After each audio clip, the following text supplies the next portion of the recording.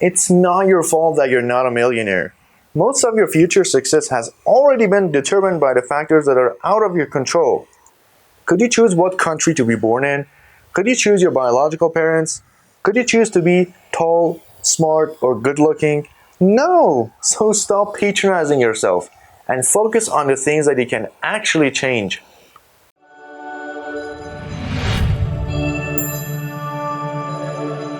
Hi, my name is Alex Patriot and you're watching Here's Why. If you like this video, please give it a thumbs up and also consider subscribing to my channel. It really helps me when you do that, so thank you.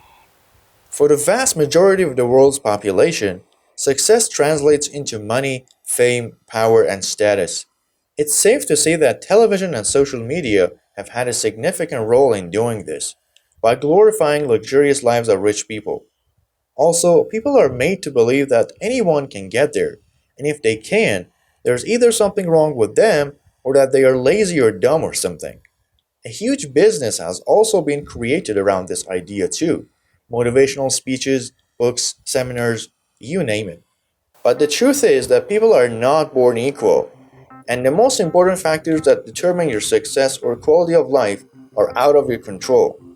Geography and genetics are the two most important factors in that case.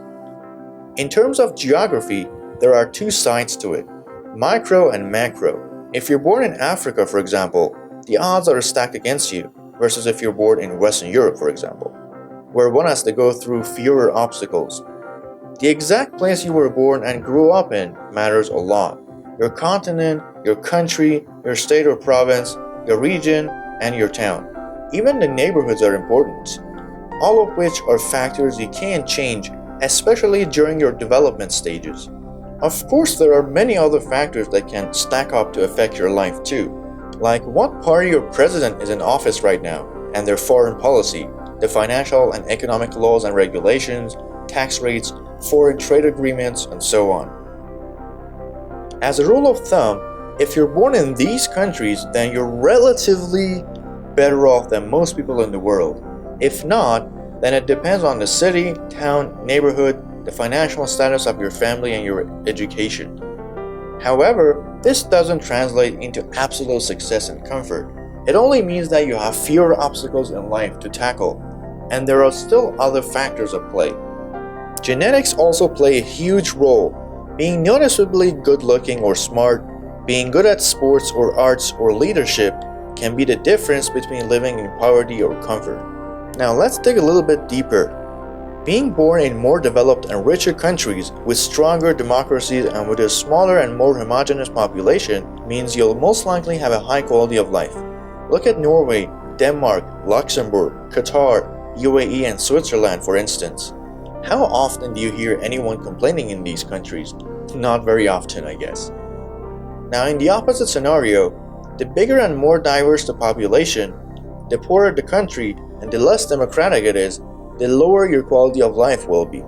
Take a look at India, China, Pakistan, Bangladesh, and most of the African countries, and you'll start to see a pattern there. The sad truth is that most of the world's population lives in the second group, under harsh conditions. Even in other bigger wealthy countries like the US, Germany, and the UK, it's not all rainbows and cupcakes. A high quality of life is not guaranteed in these countries, which brings us to other factors. The financial and educational status of the family pretty much dictates the future of 90% of the world's population. Very few people compared to the world's total population get the opportunity to change their fate, which we'll get to in a minute. Look, the neighborhood and the school you grow up in as well as the quality of your education have a huge effect on your life. Now, how much your efforts pay off is tied to the Gini coefficient. The better the Gini index, the easier it is for the people of that country to climb up the financial ladder and change their social class. But not everyone is meant to become an engineer or a doctor. Some people can find success in sports or music, but again, genetics and environment can also affect these fields too. Other notable factors that can influence your life include natural disasters, pandemics, diseases, wars, political instability, economic recessions, and unpredictable accidents. Seemingly, there's a few things we can change. So the million-dollar question is, what can we change? The first step in succeeding in life is to become aware of yourself and the world around you. Figure out how the world works and educate yourself. Find your current place in the world and figure out what needs to be done and what can be done. Then figure out a solution that works. The things I just told you seem simple, but they're extremely difficult in practice and sometimes outright impossible. You may get demotivated and even give up, but I wouldn't blame you. Seeing kids half your age driving cars that are worth more than your entire family's possessions combined can drive anyone mad. But you must accept the fact that the world is not and has never been fair or equal. Most people never even get to the first step. So if you are self-aware, congratulations. You're ahead of half the people out there. Now the next step, and probably the most important step, is education. If you haven't gotten a quality education in at least one field, then the odds are against you. So waste no more time and go do your homework and educate yourself. Studies show that generally speaking, the more educated people get, the higher their quality of life will be. You don't necessarily have to enroll in a college or university, but it is still preferred. The next most important step is the people you meet. If you love meeting and spending time with losers, you will surely become one. Socialize with people who have some value to add to your life. Also, you need to have a network of people in your life. It doesn't matter if you're the best engineer the world has ever seen. If nobody knows you, you're nothing. The next step is general information. You must know something from everything. The less you know about the world around you, the more opportunities you will overlook. It might sound counterproductive to spend time reading about medicine if you're an engineer. But what if you help solve a problem in the field of medicine with your engineering knowledge? Now the final step is persistence.